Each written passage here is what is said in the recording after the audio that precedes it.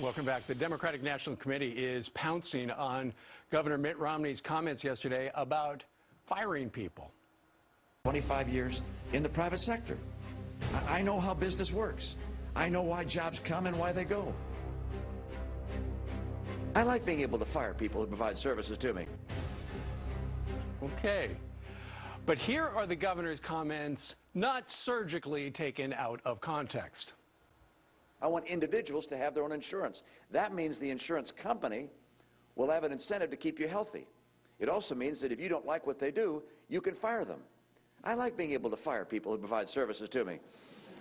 If someone doesn't give me the good service I need, I want to say, that I'm going to go get someone else to provide that service to me. And so that's one thing I change. Joining us right now from New Hampshire is the chairwoman of the Democratic National Committee, Congresswoman Debbie Wasserman Schultz. Good morning to you, Congresswoman. Good morning, Steve. Thanks for having me. It's great to have you as well, because I know it's really cold up there right now. So we just showed... a little colder than Florida. Just a little. Okay, so we just showed your web ad where you make it sound like Mitt Romney, where he talks about, I like firing people. It makes it sound like he's on a yacht lighting cigars with a 50. But when you listen then to the soundbite in its context, you realize that you've probably taken it out of context, haven't you?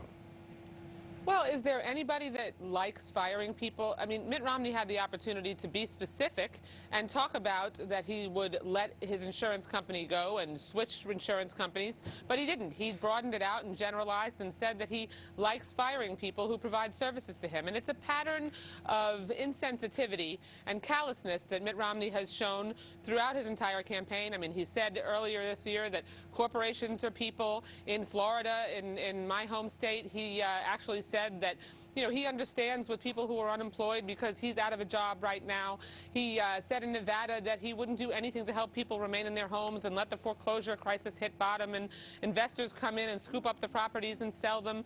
I mean, this is a pattern of callousness and indifference to the middle class and working families. Right, but in this particular case, ma'am, in this particular case, though, clearly you have taken his comments out of context because what he was talking about Obamacare. And if you don't wind up with the right kind of insurance, let me just finish. If you don't wind up with the same kind of insurance, you ought to be able to fire that person. Now, if you had a guy, Congresswoman, who was mowing your lawn, providing that service, and he did a really lousy job, and he kept, running over the zoysia grass, and it just did a terrible job, wouldn't you fire that guy?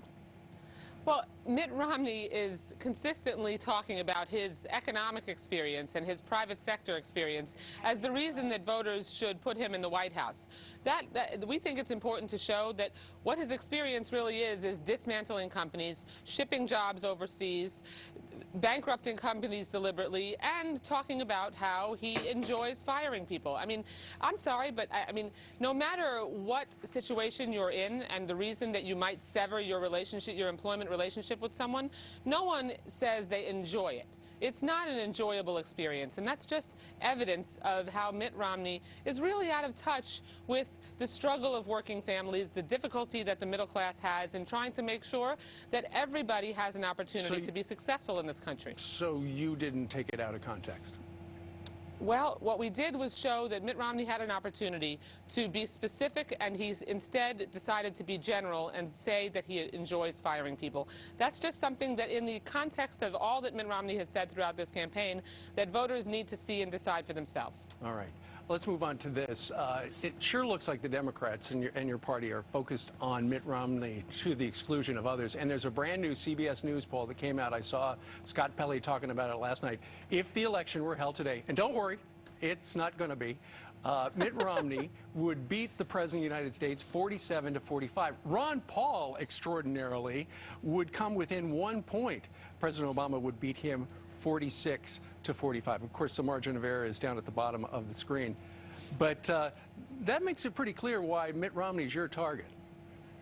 Well, you know, we're not too focused on polls right now. We're 11 months from the election. What we're doing in the Obama campaign and the Democratic Party is getting organized and standing up the largest, most significant grassroots campaign in presidential history. You know, as Mitt Romney is packing up and putting his Manchester office in New Hampshire up for lease, we have 7 offices open today statewide and have made tens of thousands of contacts.